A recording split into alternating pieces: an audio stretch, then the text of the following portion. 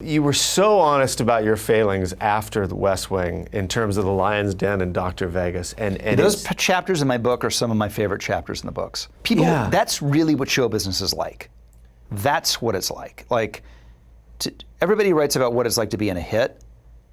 I think it was really interesting to write about what it's like to be in a show that's going down the toilet. Right. And the fact that you can go from The West Wing and then be on a show with every good intention, great writers, everything is in place formulaically to make it work, and it doesn't. It just doesn't. You have to be very careful about buying in on the potential.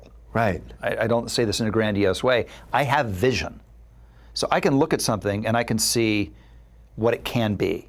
I can see how it can be better. I can see how it can be improved. I can see how it can go in this direction.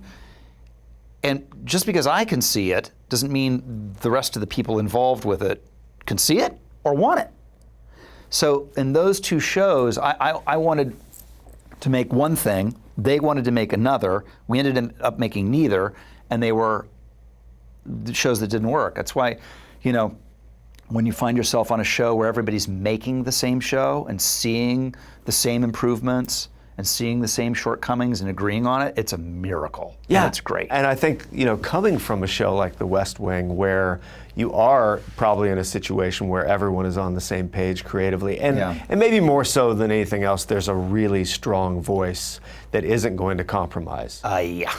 I mean, how rare is that? Oh my God. Aaron Sorkin would, if he wrote, the motorcade pulls up to the harbor and 10 battleships are anchored, we'd show up at the harbor and there'd be 10 battleships. Not 6, not 5, not 3, 10.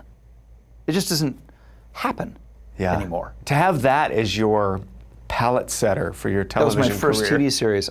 It's like going to the Super Bowl in your rookie year. Yeah. And you go, oh, well.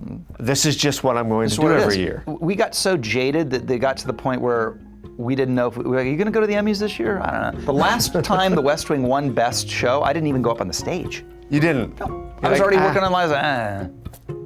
Amazing.